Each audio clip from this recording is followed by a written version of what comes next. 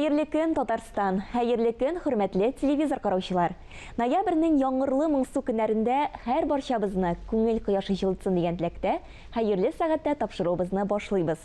Мин Айзилә Батырханова һәм тапшыруыбызның иҗат төркеме һәр барчагызга күтәренке кәеф, уңышлы көн теләп калабыз.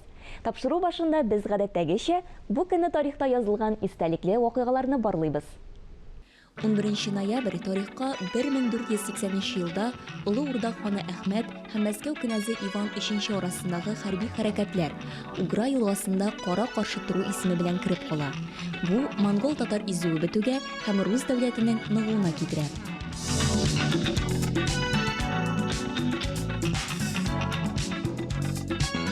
Бүген Россиядә икътисадчылар көнен билгеләп үтәләр. Һөнәри бәйрәм 2015 елда икътисад үсеше министрлыгы буйрыгы белән барлыкка килә. Дөрес, бу бәйрәм элек тә үткәрелгән, әмма аның көне дә, исеме дә башкача булган. Соннар һәм цифрлар белән эш итүче дусларыгызны, хезмәттәшләрегезне бәйрәм белән котларга онытмагыз. Соңгы вакытта масса күләм мәгълүмат чараларында иң күп каралган, укылган язмалар коронавирус, Америка Кушма Штатларындагы сайлауларга бәйле. Ә татар матбугатында нинди темаларга бәйле мәкаләләр басылып чыккан? Иң кызыклы һәм иштәлекле язмаларга Миңназыйм Сәфәров күзәтү ясый. Хәерле көн, мөхтәрәм җәмәгать. Матбугат күзәтүебезне дәвам итәбез.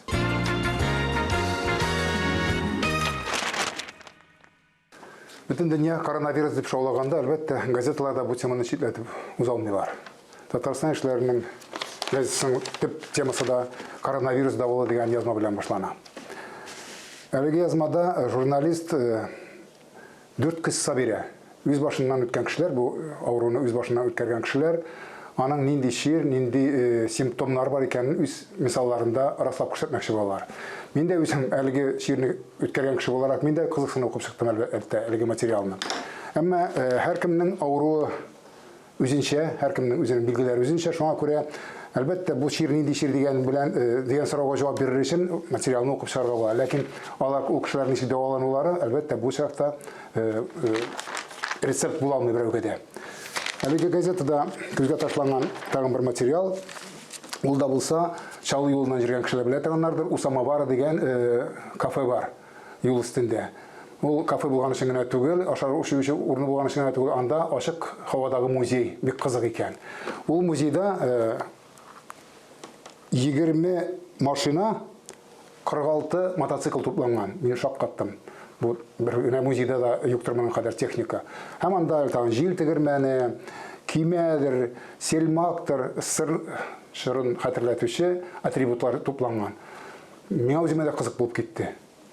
Баксам, күрсәң, монда көненә 500 караучы килеп китә икән бу кафе яныннан.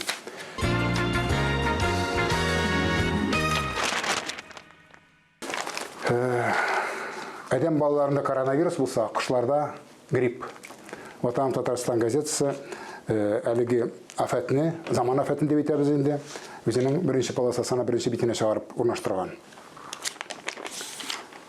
Әйтергә генә җиңел, халыкның әлеге чирдән күргән зыяны бик зур икән.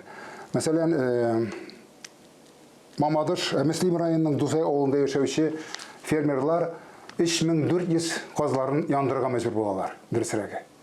Яндыртырга мәҗбүр итәләр. Әле бу санга тагын бу районның 2 авылында курсаң, безнең халыкның күп зыян күргәнлеген чамаларга була. Шуңа күрәдер дә быел казымасы дигән бәйрәмне халык тиз генә ашыгып кына үткәргән. Чөнки ник дисәң, әлегә дә баягы ул чирне тапмасыннар, үстергән хезмәтебез, куйган хезмәтебез әрәм булмасын дип, кешеләр казны урнаштыруны ашыктырга булганнар, өлгермәсә дә. Ләкин шушы зыянны күргән бер ирнең әйтүенчә, кыш гриппы гомумән китергән зыян баш бәләсе түгел, баш исән булсын. Һәм шунда ук шушы газета Ватан Татарстан газетасында күзгә чалынган тагын бер искә кала торган язма, ул да булса яңа рубрика Биекләр зиннән дип атала. Бу чыгарылышта Аяз Гыйлаҗевның Җомга көн кич белән дигән әсәренә штрихлар өстәлгән. Әлбәттә, без белмәгән штрихларны аның якыннары гына өсти ала. Бу чактан Якыя ханым, Аяз абыйның хатыны һәм аның балалары істеген. Ул ничек язылган, ул әсәр 8 ел буе дәвамында язылган әсәр, ничек язылган, нинди образлардан, нинди кешеләрдән күчерелгән ул образлар миңа кызык булды, мәсәлән, аны укып чыгуга. Ул әсәрне яттан диярлек белсәм дә, моңарчы белмәгән штрихлар истәлде әсәргә.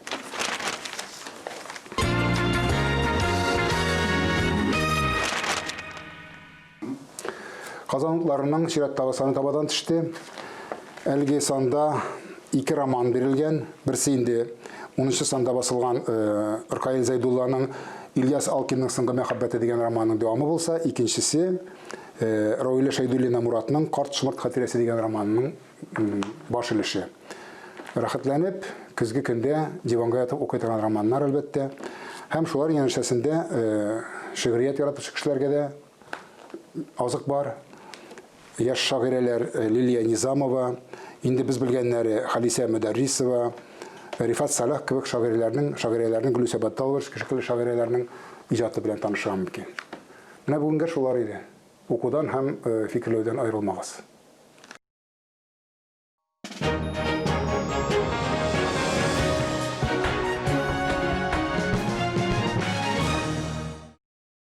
Галиәскәр Камал исемендәге Татар дәүләт академия театрында премьерлар белән бер рәттән бер артлы юбилей кичәләре уздырылып кына тора. Әле күптән түгел камаллылар зурлап Илдар Хайруллинның 70 яшьлек гомер бәйрәмен уздырган булсалар, чиратта Татарстанның халык артисты Габдулла Тукай исемендәге дәүләт премиясе лауреаты, Камал театрының әйдәп баручы артисты Радик Бариевның 50 яшьлек юбилей кичәсен уздырырга әзерләнәләр. Юбилярыбыз бүген студиябыз кунагы. Радик әфәнде, исәннәрмесез? Ничек хәл-әхвәлләрегез? Хәлләр әйбәт, менә юбилейга әзерләнәбез. Без әзер дип тә әйтеп була. Әйе, шунысын искәртеп әйтик, сезнең бит инде паспорт буенча язылган туган көнегез 30 июньдә ук узып китте. Тик инде театр җәйге ялда булу сәбәпле юбилей кичәсе ноябрьгә күчерелде. Һәм инде шул нисбәттән төп сорау, әзерлек ни дәрәҗәдә бара? Мин мәсәлән үзем 100% хәзер, менә хәзер, әйдәгез менә хәзер спектакль уйныйбызмы, юбилей оештырабыз дип мин әзер.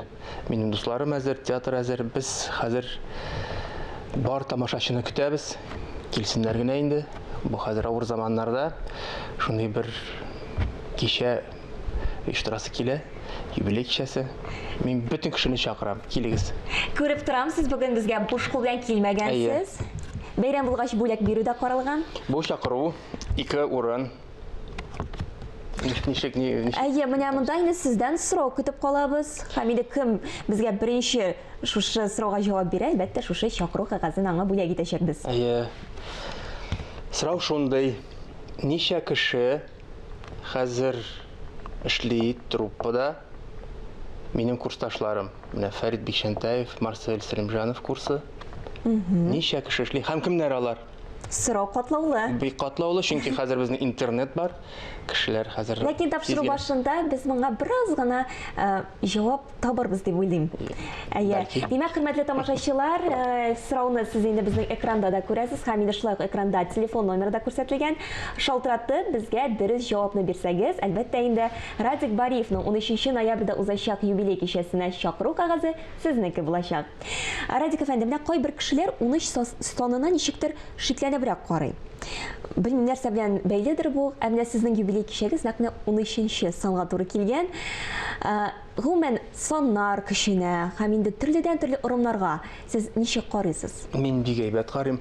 Мин аларга ышанам дип әйтеп була.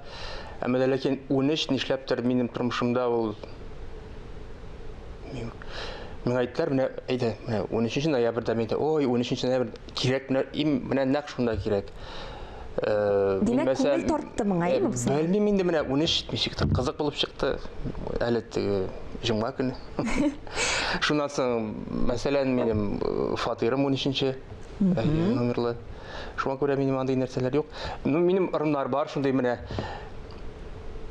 әйтеп китим инде, мин менә машинада барам, номерлар күп бит. Минем бер шундай бер сан бар, номерны күрсәм, мен әйтәм, ага, зарплата киләме, акча киләме, нәрсәдер шундый менә килә торган, нәрсәдер ниндер матди яктан ниндер кремнәр була дип без тигез барасы. Ул менә шундый бик сирәк чыгып торган номер, ул килеп чыкса, менә ул Димәк, барысы да уңышлы була. Әйе, төштә дә менә төшләрдә урыннар бар бит, анда бит инде саннар белән түгел, санга килгәндә менә шундый урыннар бар минем. Ә спектакльгә менә әзерләнгәндә, бәлки сәхнәгә чыкканда үзегез генә белә торган, бәлки шундый ышану бардыр сезнең.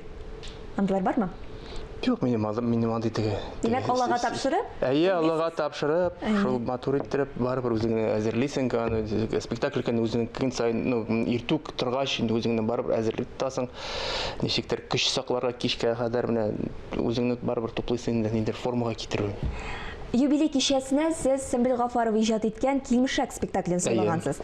Белүемчә, ул 2017 елның октябрь ахыры, ноябрь башында беренче тапкыр тамашачыга тәкъдим ителгән булган икән. Менә монда да ниндидер бер бәйләнеш бар. Сезнең бит инде репертуарыгызда шул кадәр күп рольләр. Ни өчен Килмешәкне сайладыгыз? Нәрсә белән бәйле икән бу? Монда аның бик гади гына инде. Беренчедән бу әйбәт спектакль. Мин ул спектакльне үзем бик яратам. Аннан без ул спектакльне кече залда уйныйбыз. Кече залда бит инде 160 кешене карый ала. Анда зур залда уйнатасы килә. Чөнки бик күп тамашачылар бар, кече залга җирмиләр. Нәрсәгә инде безне зур зал җитә бит инде безгә. Шуны күрсәтәсе бар. Бәлки менә кем бер кашанда кече залда булмаган кешеләр, алар кече залга да җыри башларлар. Дүртенчедән бу бик җайлы, ул сәгатьтә 15 минут бара. Сез менә студент елларыгызда шундый лидер сыйфатына ия булгансыз. Әйе, менә моны безгә төркемдәшләрегез әйтте, һәм шушы мизгелләрдә әйдәгез әле дусларыгыз, хәзер инде коллегаларыгызның фикерләрен тыңлап китик. Без Разик белән 5 ел бергә институтта укыдык, Фарида белән Марселова курсында инде. Без барыбыз да яшьләр, дәртлеләр идек инде, шаяннар идек. Разик ул элек ничек булса, миңа калса хәзер дә шулай ул бик компанейский, бик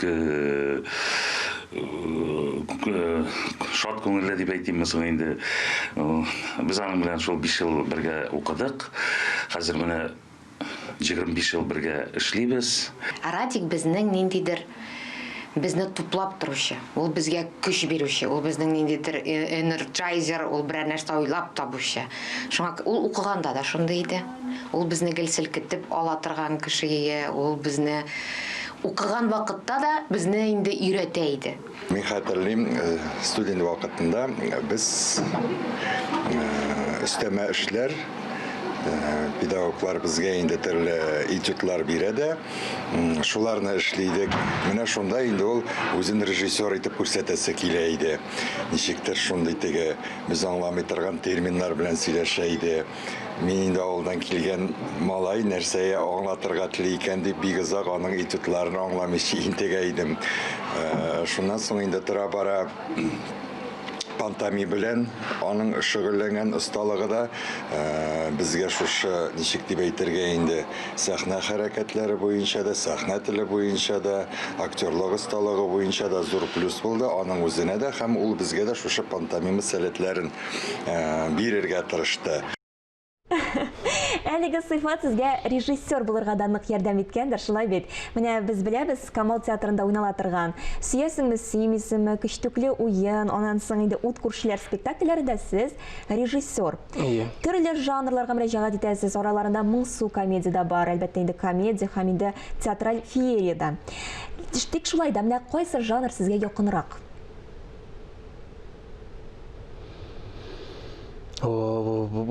Бу Катлаулы сорау булды. Бу бик катлаулы сорау.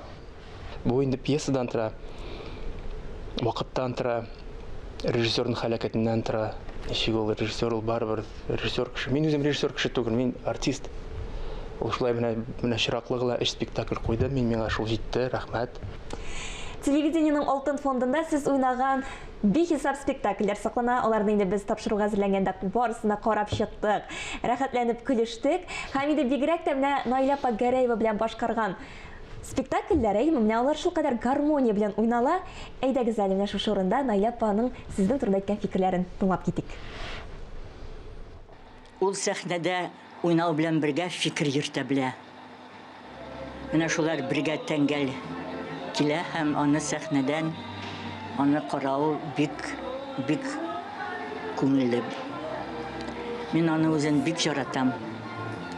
Безнең аның белән ниндидер уртак фикерләр, уртак ниндидер мөнәсәбәтләр, театрга карата, артистларга карата без аның белән бик еш серләшәбез, сөйләшәбез. Мин ничектер менә театрга бер ям биреп тора кебек менә ул Радик Бариев. Узган ел Татарстанда беренче тапкыр татар телендә ситуацион комедия төшерелде. Телевидение киңлекләрендә чыкты ул һәм сез анда үзегезне режиссер, кинорежиссер буларак таныттыгыз. Менә бу тәҗрибәдә үзегез өчен нәрсә ачтыгыз? Беренче чиратта мин бу тәҗрибәдә минем өчен бик кызык иде ул. Бу миңа тәкъдим шәтләр. Әйдә, син театрда комедиялар эшләдең, үзең комедияларда бик әйбәт уйныйсың дип инде имеш. Әйдә, монда булыш, безгә кирәк. Анда мин баш режиссер түгел, мин барыбер минем вазифам инде артистлар белән эшләү. Иң беренче мин үземчә сорап, без менә монда үзебездә Казанда ситком эшли алабызмы? Менә татар телендә матур иттереп безне менә драматургларны җыеп, сценаристларны җыеп, менә алар туплап, режиссер командасын җыеп, менә без аны эшли алабызмы? Акча булса, аны эшләп була. Эшләп була, чөнки ул барыбер эш әйбердән тора. Артистлар, сценарий, режиссер. Мен аларны беренче белә куярым. Сценарий булса, менә сценарий шәп, кызык уйнарлык сценарий булса, артистлар да табылыр, режиссер да табылыр. Менә монда кирәк инде матди киремнәр кирәк, чөнки ул ситком, ул көн сайын чыгарга тиеш, ул бик күп сериялар булырга тиеш. Исеме дә бик кызык, аның «Рәхәт яшибез» дип атала. Менә Радик әфәнде, сез гомер баскычыгызның 50нче катына мендегез. Бүгенге көндә Радик әфәнде рәхәт яши дип әйтеп буламы? Була. Аллага шөкер. Мин үзем тыңгысыз, миңа гел менә нәрсәдер җитми шикелле. Минем курсташларым да, менә Фәрит Рифкатович та, гел директорыбыз да, бөтен кеше, минем Хәлил Җифетендәлия гел сүгә.